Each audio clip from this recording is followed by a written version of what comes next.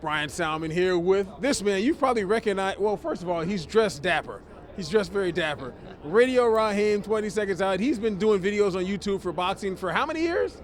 I've been doing boxing videos since I was 19. I started at Wildcard Boxing Gym, so over a decade, almost 2. Okay. So if you ever watch boxing videos on YouTube, you have seen this man's face, and he does very good interviews.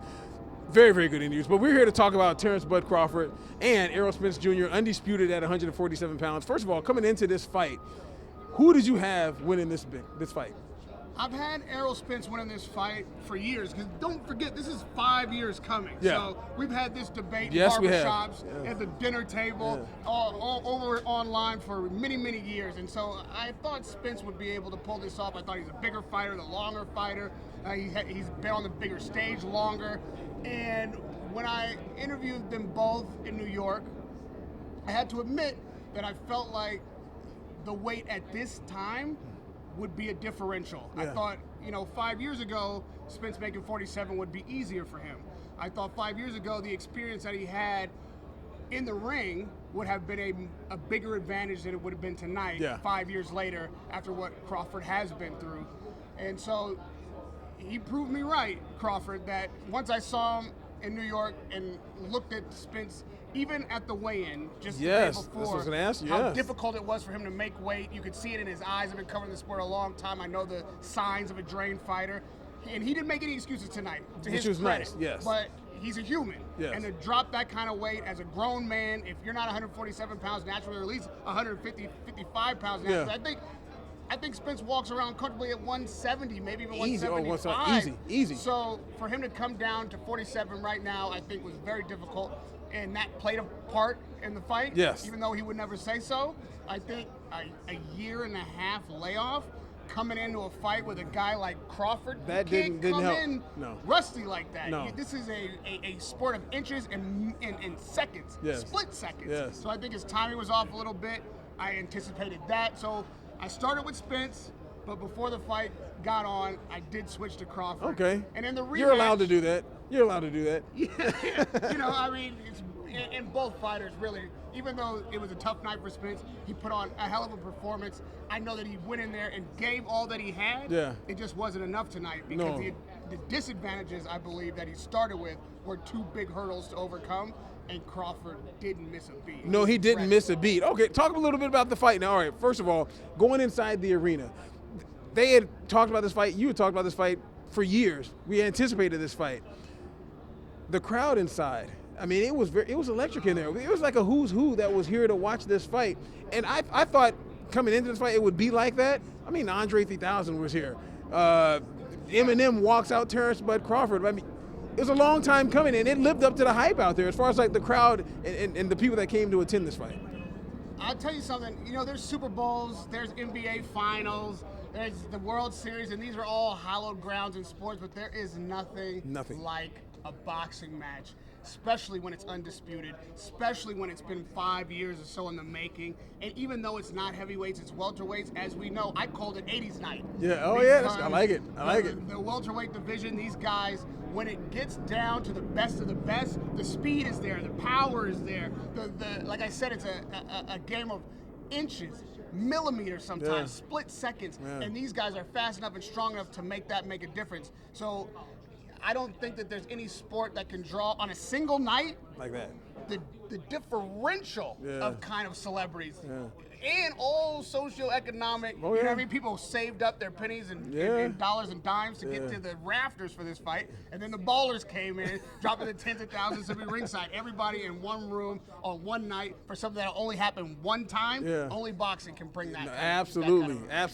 And electricity. Absolutely. And when the bell went ding ding, we had Terence Bud Crawford come out. First of all, he was supposed to not have as good of a jab as Errol Spence. That didn't actually look like that. He wasn't supposed to be the bigger man pushing around Errol Spence. That didn't happen like that. He wasn't supposed to be like the more powerful puncher necessarily. It seemed like every advantage that Errol Spence was supposed to have in this fight, he did not have. At least that's what I'm thinking. I think there's a reason for that. Listen, Errol Spence's arms didn't get shorter. This is true. He just didn't get there fast enough. Yeah. So if you have longer arms but you don't have the speed, then the guy with the speed and the shorter arms is going to get from point A to point B faster, Yeah. and that's why Crawford's jab was working. Yes. And then we saw Errol Spence with the big shot. You know, you see him with the big hand over the top. You see him Yeah. with the big right, and he landed it a few times, but Crawford's jab was the dominant punch in the fight From the beginning. From the beginning, and because Spence was just a bit off with his timing, those big shots were either blocked or handled well by Crawford. To his credit, Errol Spence can punch. Yeah. You know what I mean? But Crawford had just a preponderance of punches.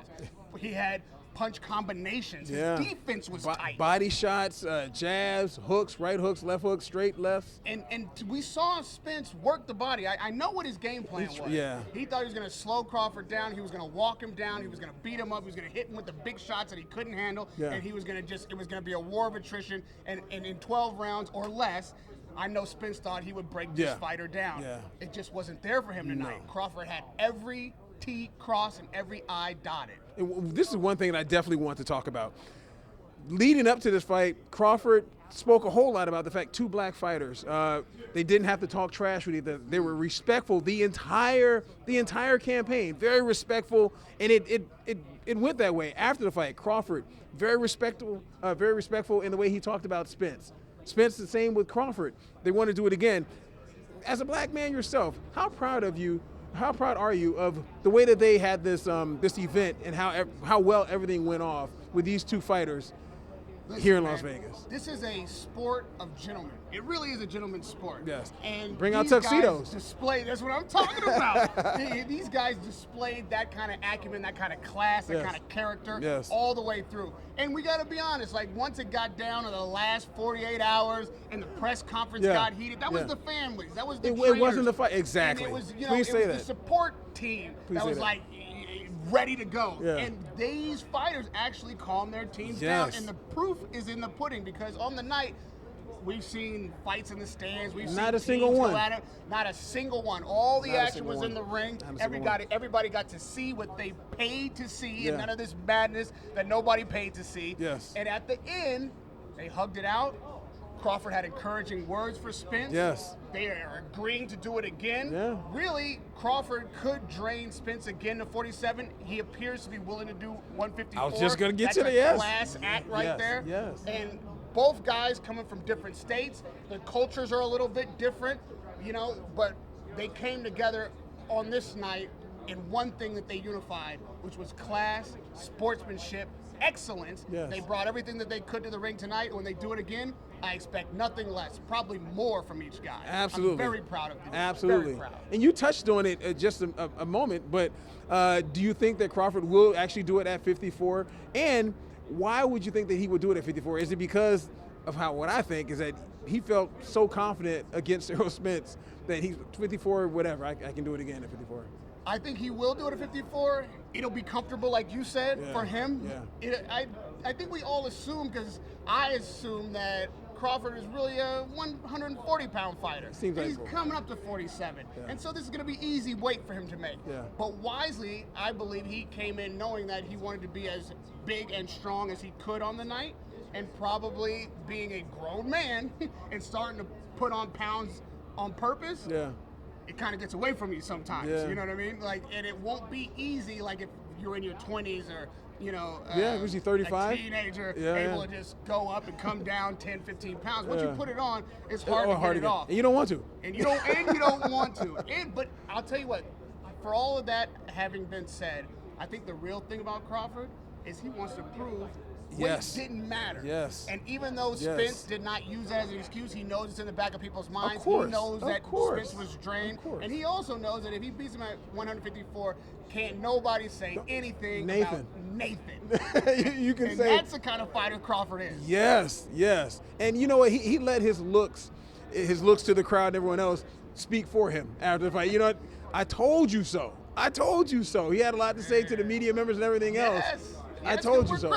We're critical, as is our job, yes. right? I think a lot of as long as fighters we're respectful. sometimes take that personally, because you look for ways a guy can lose. Yes. Doesn't mean that there's no way they can win. Yeah. But if we just stand around Or talking that you about personally everybody want can them win, to lose, or exactly. Yeah. But they're competitive guys, and you hear somebody talking, oh, you're not you're not big enough, you're not fast enough, you can't take a punch, your feet are slow. They're like, okay. And when they prove you wrong, they have the right to do exactly what he did. I told you. And he told us all, and I tell you, I have no criticism for his performance. Yeah. He put on what I would say a 10 out of 10 best night. There you Crawford go. didn't miss a beat. You know who didn't miss a beat? This guy, Mr. Radio Rahim, in the tuxedo, the blue tuxedo. Sharp, my man. My man, I learned from the best. There we go. When I come to Las Vegas, this man is the icon. This is the standard. I have yet to meet it. Stop it. But every time, this is what I'm reaching for. Oh, there you when go. When you see him on the strip, There when you you go. see him in the arena, just know Radio Rahim is right here. Like, I'm gonna get there. This night's my night. Stop. And then look what it Stop. comes to. Look, I don't even know what color this is. I don't even have this palette. I don't. That's what I'm talking about. You know, I did everything I could do, and yet, The check is in the mail, try baby. Again. Try The again. check is in the mail. Last but not least, where can these people find you? Second Side on YouTube is where most of my content goes. You can always find at Radio Rahim on the social medias. And you know where you can find me? In the gyms. You can find me in the arenas. Uh-oh. You can find me wherever you find boxing, wherever you find excellence, that's where Radio Rahim will be. And always, whenever I get a chance, standing next to the best in the business. Ooh, I appreciate you, baby. Yes, sir.